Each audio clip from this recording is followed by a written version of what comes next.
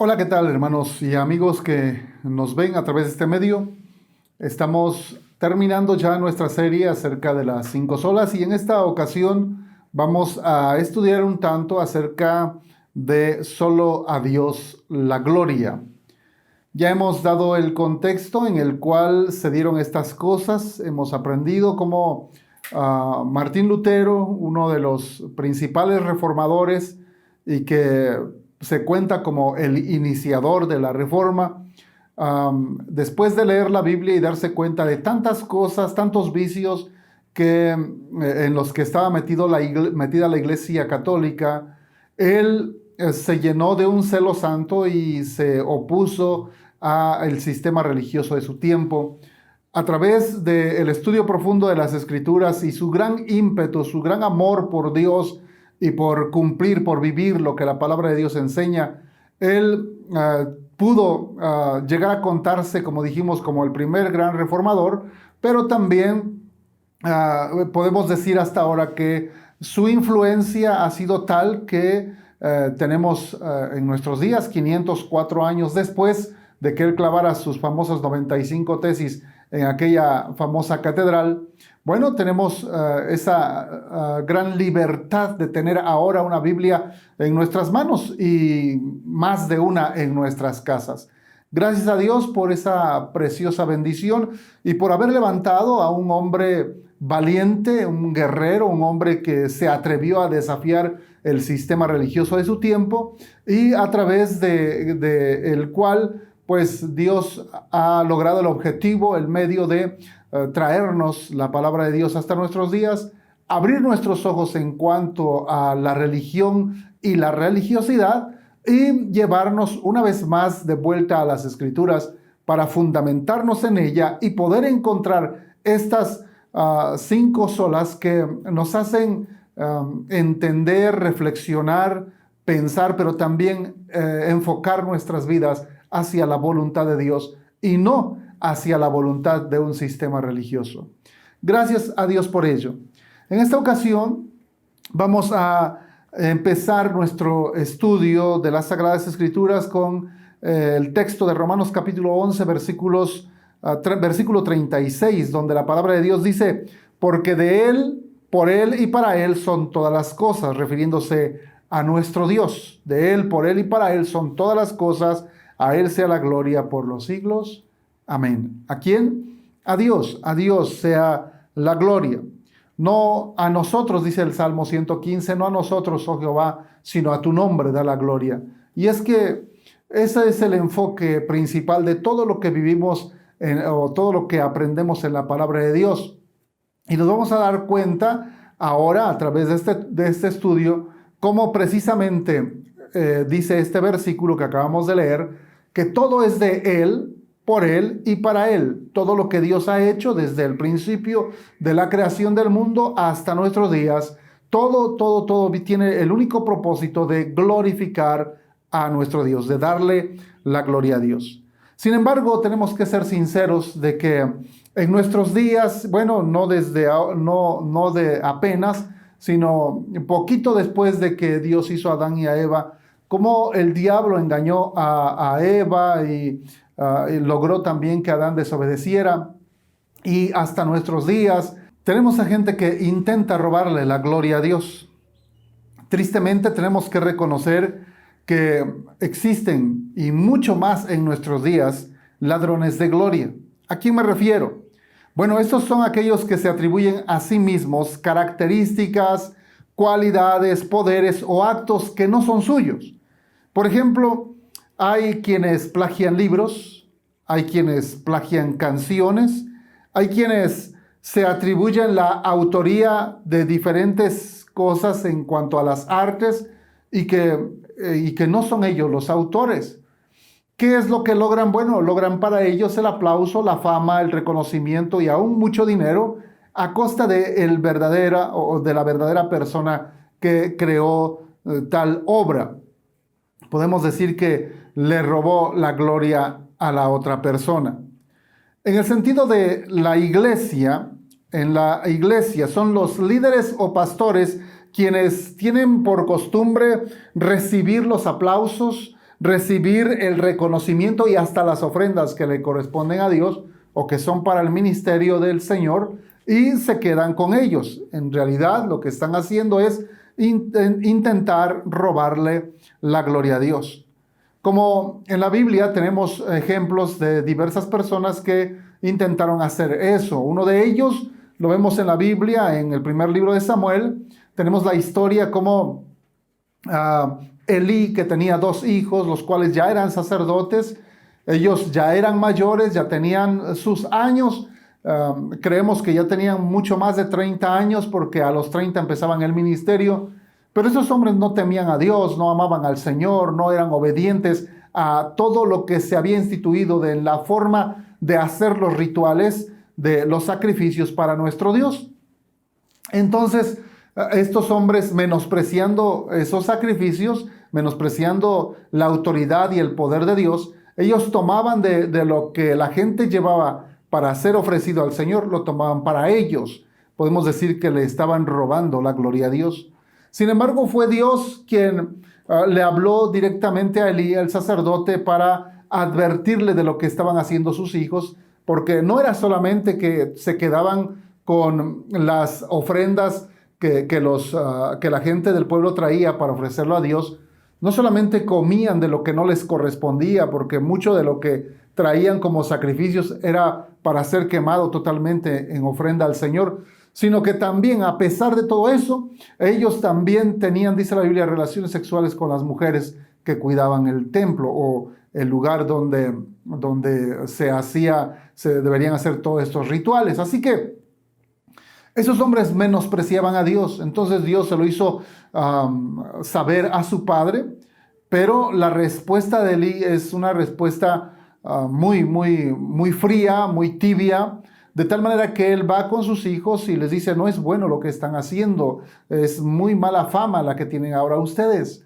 Pero no les puso un alto, no les obligó, vamos a decirlo así, a cambiar de actitud, no se impuso a que ellos pudieran cambiar su estilo de vida, sino que simplemente les dijo, pero no hizo más. No se ve a un Elí celoso por la santidad de Dios o por cumplir la voluntad de Dios.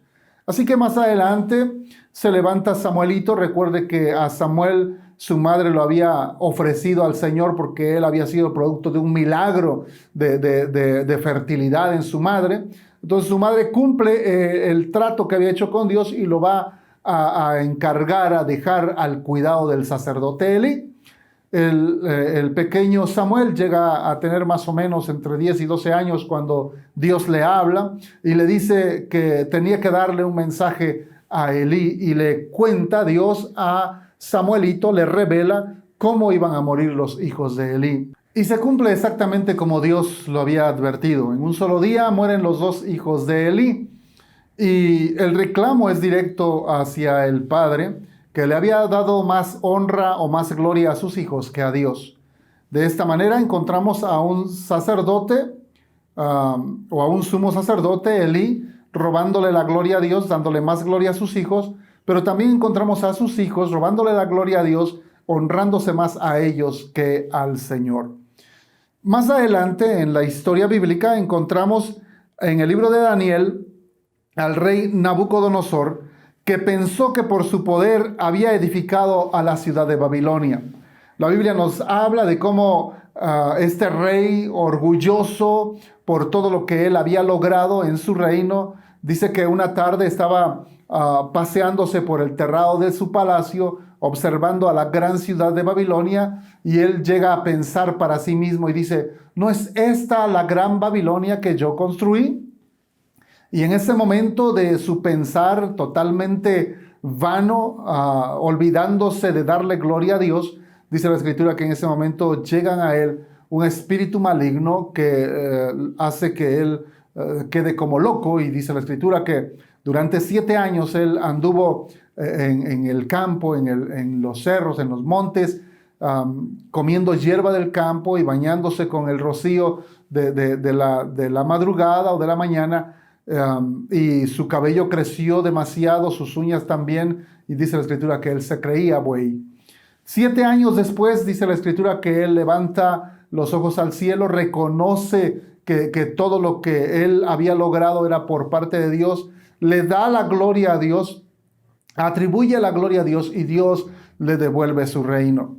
Así que ladrones de gloria hay muchos. Más adelante, en el libro de los Hechos, encontramos a un hombre llamado Herodes, un rey que está dando un discurso, lo da de una manera tan espléndida que la gente empieza a aplaudir, empieza a decir con grandes gritos, voz de Dios y no de hombre. Y este rey se atribuye esa gloria como diciendo, bueno, no hay otro como yo, no hay quien arengue mejor que yo, y recibe esa gloria que el pueblo le está dando en su orgullo, en su vanidad, y dice la Escritura que en ese momento cayó muerto de gusanos.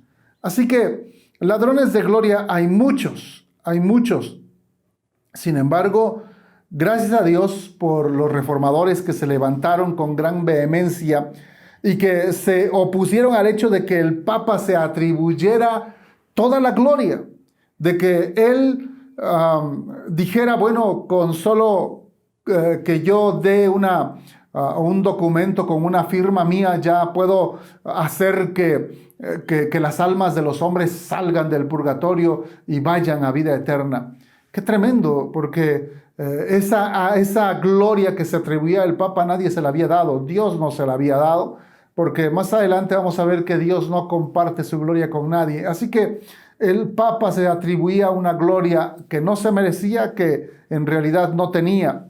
Pero no solamente eso, también los sacerdotes católicos se atribuyen gloria que no les corresponde. Ellos enseñan a la gente a venir a ellos para que les confiesen sus pecados, y ellos les dicen qué penitencia tienen que hacer para que los absuelvan, es decir, para que les perdonen sus pecados. Entonces, en la iglesia tradicional hay muchas cosas que hacen, que practican, que en realidad le quitan toda la gloria a nuestro Dios. En la práctica, la veneración a los santos, la exaltación a la Virgen, todas esas cosas le roba la gloria a Dios, pues de Dios en realidad muy poco o nada se acuerdan. Le dan la gloria a Dios, a los santos, a las imágenes, a María, etcétera, etcétera, pero no se acuerdan de Dios. Ahora, la Biblia nos dice que Satanás es un ladrón de gloria. En Mateo capítulo 4, versículos 8 al 10, donde se encuentra la historia, el relato de cuando el Señor Jesús fue llevado por el Espíritu al desierto para ser tentado, se le apareció el diablo, y una de las cosas que le dice es lo que encontramos aquí en el versículo 8, cuando dice, otra vez le llevó el diablo a un monte muy alto y le mostró todos los reinos del mundo y la gloria de ellos, la gloria de esos reinos. Y le dijo el diablo a Jesús, todo esto te daré si postrado me adorares. Entonces Jesús le dijo, vete Satanás, porque escrito está, al Señor tu Dios adorarás y a Él solo servirás. La pregunta sería, ¿cómo es posible que Satanás le estuviera ofreciendo la gloria del mundo a Jesús? ¿Acaso la gloria del mundo le pertenecía a Satanás? Y podemos decir que sí, efectivamente.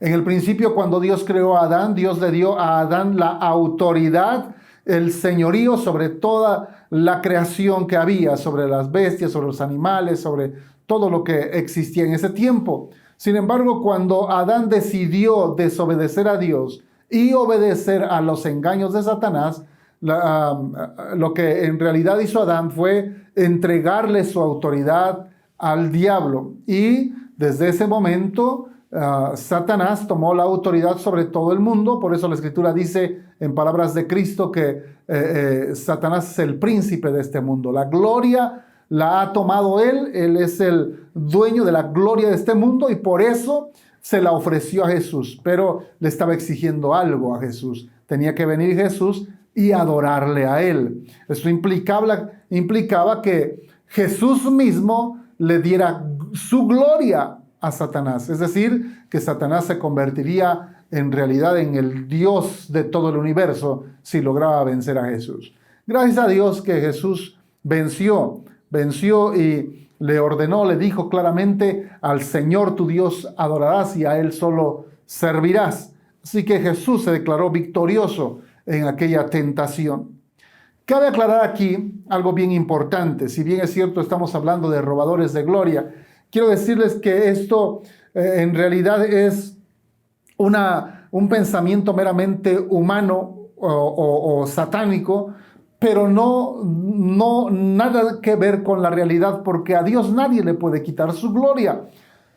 Dios es el único dueño de la gloria, Él habita en la gloria, Él tiene la gloria como algo único o como algo que le pertenece a Él. Él no comparte su gloria con nadie, ni nadie le puede quitar la gloria. Es más, si los demonios, si Satanás no existiera, la gloria le sigue perteneciendo a Dios. Si el hombre en todo el globo terráqueo, si no existiera ningún solo hombre, la gloria le seguiría perteneciendo a Dios, porque Dios sigue siendo Dios y Él sigue siendo glorioso con nosotros y sin nosotros. Así que a Dios nadie le puede quitar su gloria.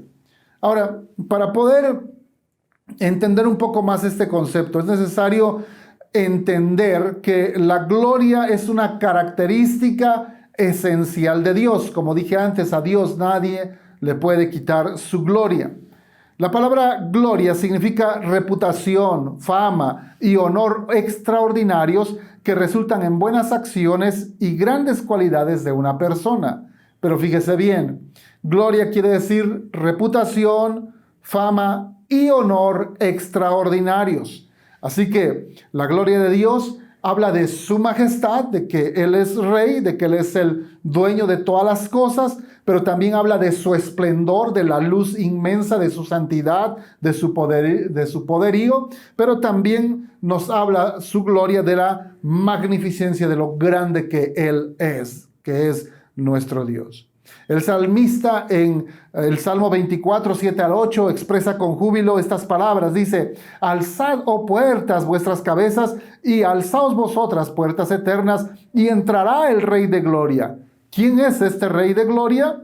Jehová, el fuerte y valiente, Jehová, el poderoso en batalla. Aquí lo que el salmista está diciendo es que Dios es el Rey de gloria.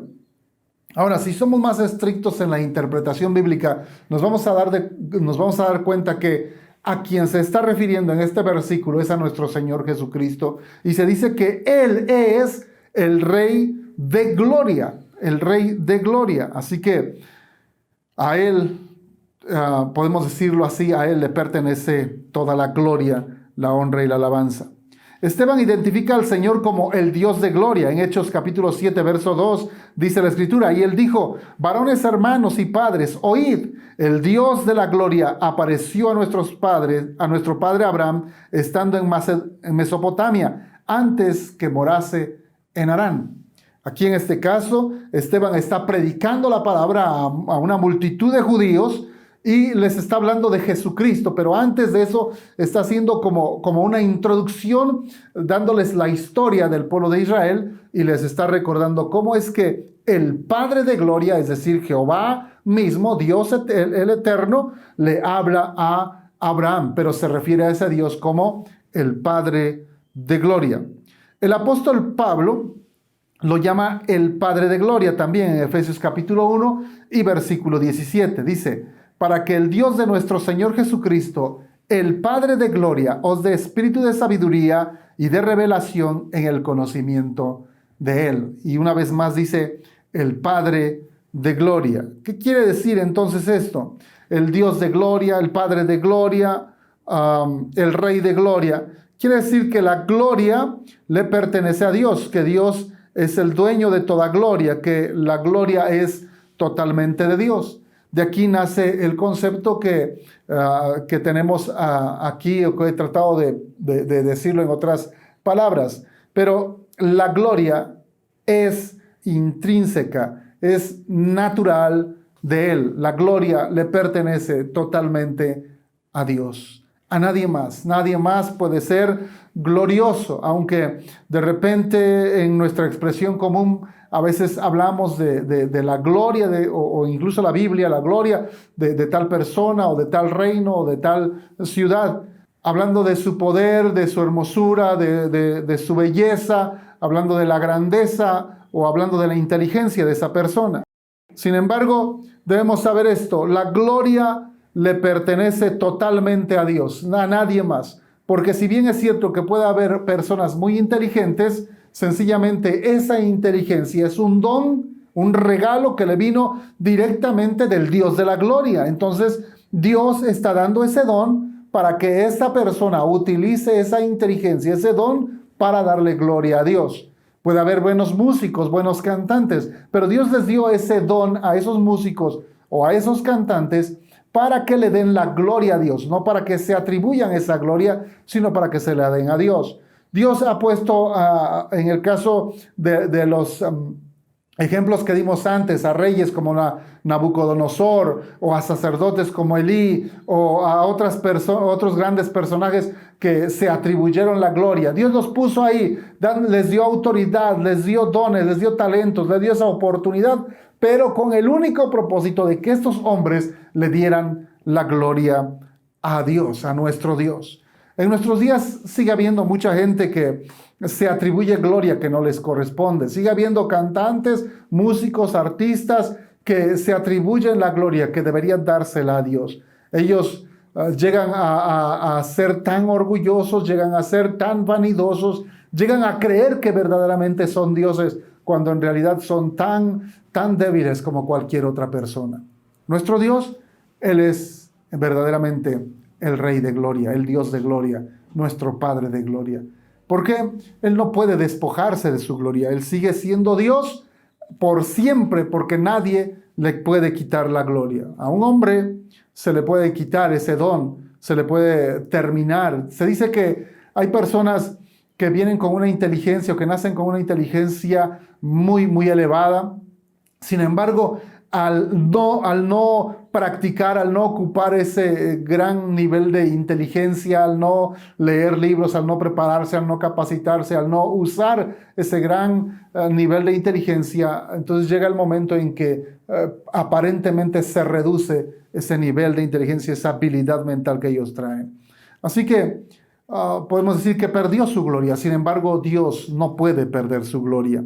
Isaías 42:8 dice: yo Jehová, este es mi nombre, y a otro no daré mi gloria ni mi alabanza a esculturas. Aquí Dios lo dice claramente: este es mi nombre y a otro no daré mi gloria. En la primera carta del apóstol Pedro, capítulo 4, verso 11, dice el apóstol así: si alguno habla, hable conforme a las palabras de Dios, y si alguno ministra, ministre conforme al poder que Dios da, para que en todo sea Dios glorificado por Jesucristo, a quien pertenecen la gloria y el imperio por los siglos de los siglos. Amén. Así que, ¿a quién le pertenece la gloria? A Dios y a Jesucristo. Pero tenemos que aprender a ministrar, a servir, dándole siempre la gloria a Dios. En el Evangelio según San Mateo, capítulo 6 y verso 13, cuando el Señor Jesús está enseñando el Padre Nuestro, al final de la oración, enseña a que en nuestras oraciones digamos algo parecido como esto: y no nos metas en tentación, mas líbranos del mal, porque tuyo es el reino y el poder y la gloria por todos los siglos. Amén. Y aquí una vez más, y ahora en palabras de nuestro Señor Jesucristo, diciendo que la gloria le pertenece a Dios, solamente a Dios. El puritano Thomas Watson lo explica así: la gloria es el destello de la deidad. No puede ser Dios sin ella. Oiga, ponga mucha atención. Dios no puede ser Dios sin la gloria o sin su gloria. La honra de la criatura no es cual a su ser. ¿Qué quiere decir? Que no es de él exactamente. Ahorita lo explico. Por ejemplo, vamos a ver esto. Un rey es simplemente un hombre más cuando le faltan sus ornamentos regios. Es decir, sigue siendo hombre. ¿Sí? Si alguien a ese rey le quita la corona, le quita el traje de rey, le quita el palacio y hasta el título de rey, ese hombre seguirá siendo hombre. ¿Por qué? Porque ha sido un hombre siempre, solamente que se le dio el don o la oportunidad de ser rey. Pero si se le quita eso, él seguirá siendo hombre. Ahora, en el caso de Dios no es así. No es que alguien le haya dado la gloria a Dios, sino que la gloria le pertenece a Dios. Así que Dios sin su gloria no es Dios. Por lo tanto, no se puede despojar de su gloria y nadie le puede robar la gloria. En la gloria de Dios es una parte esencial de sí mismo. La gloria es una parte esencial de Dios mismo, que sin ella no puede seguir siendo Dios. A esta gloria no se le puede añadir nada por sí mismo, es infinita. Y es aquello con lo que Dios se muestra más cuidadoso y de lo que no se desprenderá jamás. Así lo dijo este puritano Thomas Watson. Cuando alabamos a Dios, le damos la gloria debida a su nombre. Así, cuando nos reunimos como iglesia, cuando tenemos ese servicio de adoración, de alabanza, ¿qué estamos haciendo? Le estamos dando la gloria debida a su nombre. A través del cántico, a través de la oración de agradecimiento o de reconocimiento, estamos dándole la gloria debida a su nombre. Primera Crónicas, capítulo 16, primer libro de Crónicas, capítulo 16, versículo 29, la Biblia dice: dad a Jehová la honra debida a su nombre. Oiga bien, dad a Jehová la honra debida a su nombre. Y luego dice cómo podemos darle esa honra debida a su nombre. Y dice: traed ofrenda y venid delante de él, postraos delante de Jehová en la hermosura de la santidad. Esta es la manera en que podemos darle gloria a Dios. Es importante poner atención en estas palabras cuando dice traed ofrenda y venid. Es decir, es necesario que nos presentemos delante de Dios con nuestras ofrendas. Como lo dice en otra ocasión, no se presentará delante de mí ninguno con las manos vacías. Es decir, todo nuestro reconocimiento, la honra y la gloria que le damos a Dios es representada también a través de nuestras ofrendas. Pero presentándonos nosotros primeramente delante de Él, quiere decir que Dios no solo quiere nuestras ofrendas, no solo quiere nuestro dinero. Lo primero que Dios quiere de nosotros es nuestra vida. Por eso dice presentarse, que debemos presentarnos delante de Él. Y luego ofrecer nuestras ofrendas y que lo debemos hacer de una manera correcta. Dice ahí, postraos delante de Jehová. Quiere decir que lo hagamos con la actitud correcta, en humildad, humillándonos delante de nuestro Dios. Cuando nos postramos, cuando nos humillamos, estamos diciendo que Dios es grande, que Él merece toda la gloria y toda la honra. Así que esta es la manera de dar la honra debida a su nombre, no solamente con el cántico, sino con nuestra presencia y con nuestras ofrendas y con la actitud correcta. La primera carta del apóstol Pedro, capítulo 2, verso 9, la Biblia dice: mas vosotros sois linaje escogido, real sacerdocio, nación santa, pueblo adquirido por Dios, para que anunciéis las virtudes de aquel que os llamó de las tinieblas a su luz admirable. Aquí encontramos el propósito por el cual el Señor nos salvó. Dice aquí que nos salvó, nos sacó de las tinieblas a su luz. ¿Para qué? Para anunciar las virtudes. Y la palabra virtudes es, podemos decir que es parte o sinónimo o que implica la gloria de Dios. ¿Por qué? Si pudiéramos imaginar un gran círculo y pudiéramos decir que ese gran círculo es la gloria de Dios, dentro de ese gran círculo podríamos anotar todas las cualidades del carácter de Dios. Que Dios es santo, Dios es amor, Dios es justo, Dios es omnipotente, Dios es omnipresente, Dios es omnisciente, etcétera, etcétera. Todas las cualidades de Dios, todas sus características están dentro de la gloria de Dios. Así que el carácter o las virtudes de Dios son su gloria. Son su gloria. No solamente el humo, las nubes, como se presentaba en el libro de Éxodo, los rayos y los truenos, no solamente el esplendor de las luces de colores y de las hermosas piedras preciosas que presenta el libro de Isaías, sino más que todo eso, el carácter de Dios. Esa es su gloria. Por eso, cuando nosotros hemos sido llamados a la salvación, el Señor nos da la encomienda de ir y anunciar, no esa luz, no esas nubes o esos truenos o esos relámpagos que se oían ahí en el monte Sinaí, no ese esplendor de piedras preciosas, sino más bien el carácter o las virtudes de Dios. No podemos glorificar a Dios sin ser sus admiradores. No podemos anunciar sus virtudes si no las conocemos.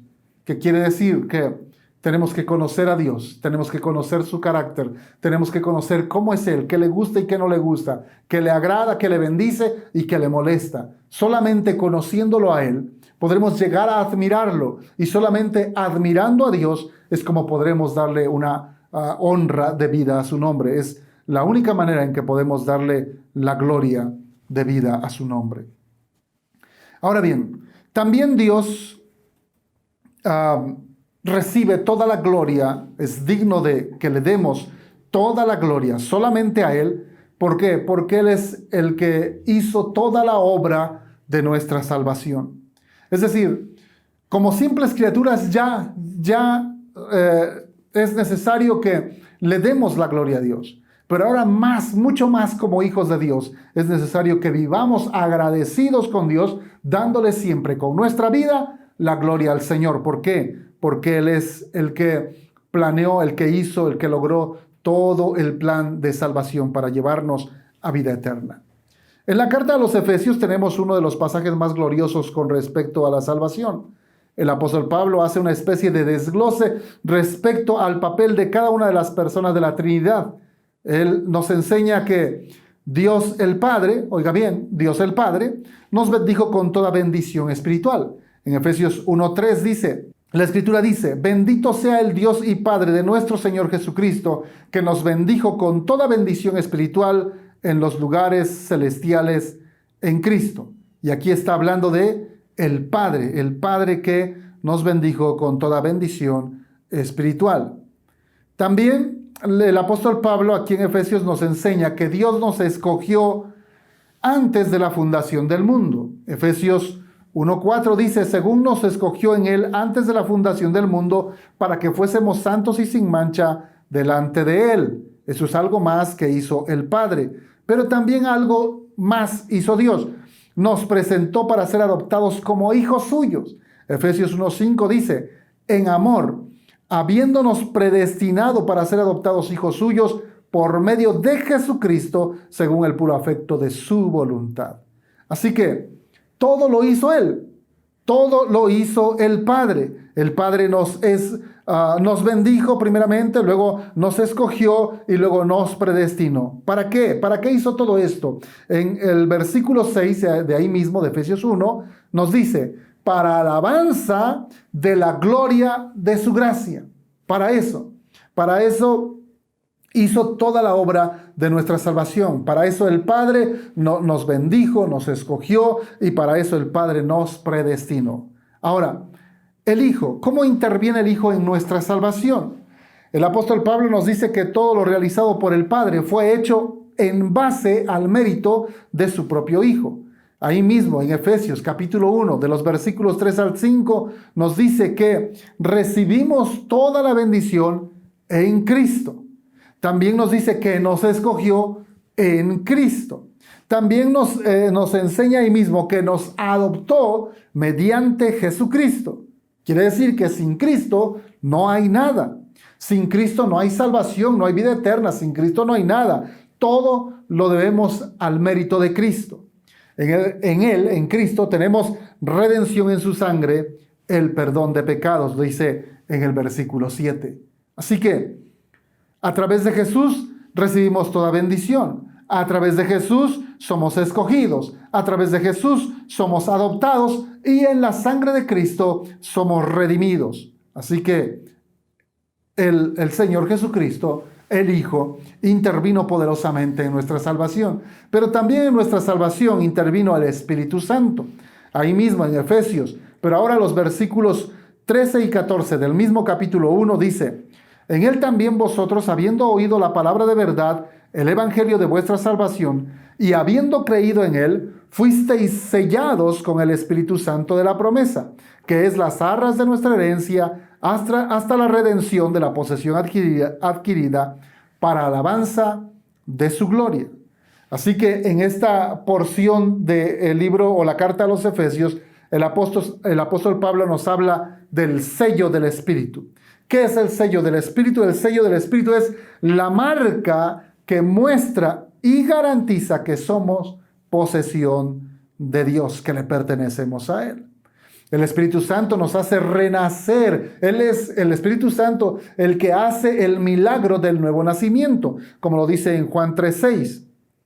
La Escritura dice allí que lo que es nacido de la carne, carne es, y lo que es nacido del Espíritu, Espíritu es. Así que es el Espíritu Santo el que provoca en nuestras vidas el nuevo nacimiento. Pero también el Espíritu Santo es el que obra en nosotros el convencimiento de pecado, y es el mismo que nos da la gracia para el arrepentimiento.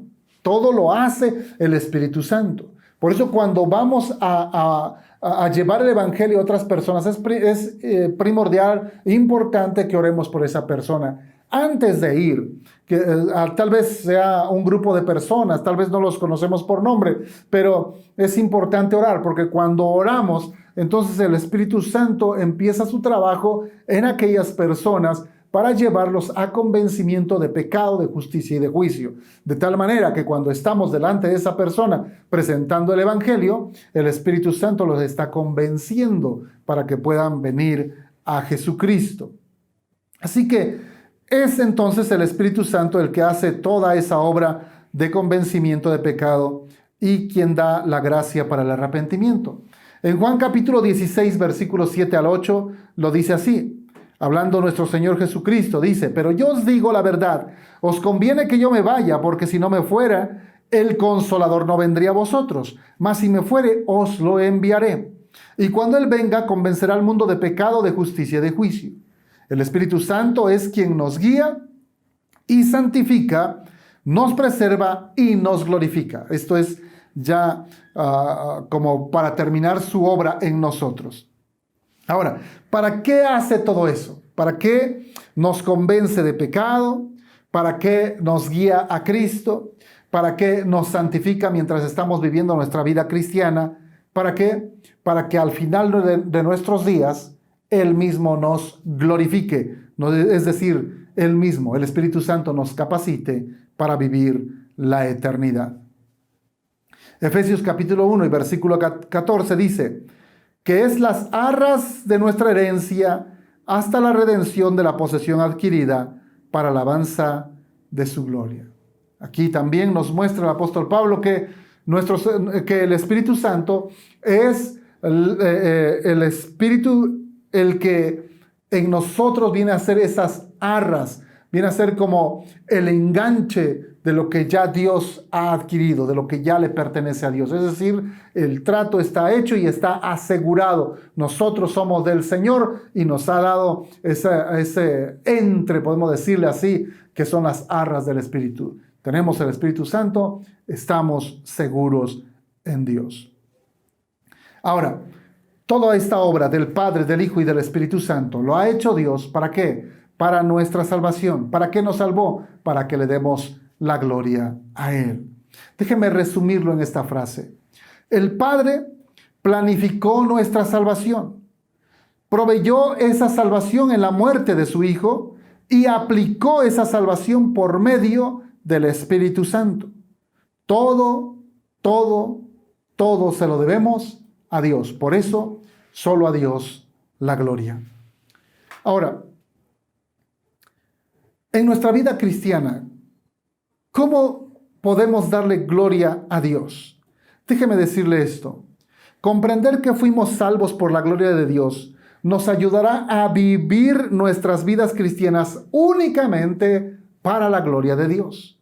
Es necesario entender que todo se lo debemos a Él para que de esta manera vivamos una vida agradecida, adorándole y glorificando su nombre. Romanos 6:19 dice: hablo como humano, dice el apóstol Pablo, por vuestra humana debilidad, que así como para iniquidad presentasteis vuestros miembros para servir a la inmundicia y a la iniquidad, así ahora para santificación presentad vuestros miembros para servir a la justicia. ¿Qué nos está diciendo? El apóstol Pablo está haciendo una comparación muy humana y él se antepone a eso y dice, hablo como hombre. ¿Por qué? Porque dice, así como antes ustedes voluntariamente o ocupaban su voluntad para llevar sus miembros, su cuerpo, a fornicar, a adulterar, a embriagarse, etcétera, etcétera, cometer un sinfín de pecados, así como llevaban su cuerpo hacia eso. Ahora hagan lo mismo, presenten su cuerpo, pero ahora para hacer el bien, para servir a Dios, para amar a Cristo, para entregar su vida, dones y talentos a Cristo. Pero está diciendo, presenten su cuerpo, como que está hablando el apóstol Pablo a nuestra voluntad, como que el apóstol Pablo está hablando a nuestro espíritu y nos está diciendo, forcen a su cuerpo a obedecer a Dios, a servir a Dios. Presenten sus cuerpos, dice ahí, para bendición, para servir a la justicia. Así que tenemos que aprender a forzar nuestra vida, a darle la gloria a Dios, a forzar nuestros miembros, a hacer formar nuevas actitudes para darle la gloria a nuestro Dios. 1 Corintios capítulo 6, verso 20 dice, porque habéis sido comprados por precio, glorificad pues a Dios en vuestro cuerpo y en vuestro espíritu, los cuales son de Dios. Así que no es solamente en nuestro espíritu, porque de repente nos encontramos a gente que piensa que estas son dos cosas muy diferentes, que una cosa es lo espiritual y otra cosa es lo material, y que por lo tanto él puede en su espíritu ser un cristiano fervoroso y en su carne ser un pecador pues como cualquier otro. Y de repente encontramos entonces a personas que viven una doble vida. El domingo llegan a la iglesia, alaban al Señor, levantan las manos, oran, lloran tal vez, pero al día siguiente están cometiendo los mismos pecados que en otro tiempo. Y de eso nos habla esta porción, de que no son dos cosas diferentes, es uno mismo. Así que tu espíritu debe tomar control sobre tu cuerpo para someterlo, para buscar hacer la voluntad de Dios, pero también para vivir de tal manera que nuestra vida glorifique al Señor. Por eso dice que hemos sido comprados por precio, ya no nos pertenecemos a nosotros mismos. Ahora vivimos para darle la gloria a Dios. Ahora, ¿cómo resumimos esta última parte en esto? Oye bien esta frase, dice así, por ello, cuida lo que escribes. Oye bien, cuida lo que publicas o lo que escribes en Facebook, en la escuela, en el trabajo, cómo hablas, cómo reaccionas, pero más aún en tu casa, con tu esposo, con tu esposa, con tus hijos con los padres, cómo hablamos, cómo nos dirigimos a ellos, qué cosas estamos haciendo. Toda nuestra vida tiene que ver con darle la gloria a Dios. Y si analizamos brevemente cómo estamos viviendo, ¿será verdaderamente que nuestra vida le está dando la gloria a Dios? Decía en cierta ocasión a la iglesia, ¿cómo o qué publicas en tu Facebook? Si alguien llega a abrir tu Facebook, si alguno de tus amigos que tienes agregados, ¿será que lo que encuentra allí va a glorificar a Dios? ¿O será que lo que encuentra allí le va a llevar a pecar o a hacer algún comentario negativo de tu vida? Creo que como cristianos tenemos que revisar esas cosas y hacer cambios, los cambios necesarios para que nuestra vida verdaderamente glorifique a Dios. Nuestra vida tiene que dar toda la gloria a Dios, porque recuerda que hemos sido salvos por Dios a través de Jesucristo y aplicado a nuestra vida a través del Espíritu Santo. ¿Para qué? Para que le demos la gloria a Dios. Termino con el Salmo 115:1 cuando dice, no a nosotros, oh Jehová, no a nosotros, sino a tu nombre da la gloria, por tu misericordia y por tu verdad. A Dios sea toda gloria y toda honra, y que tu vida le dé esa gloria de vida a su nombre. Dios te bendiga.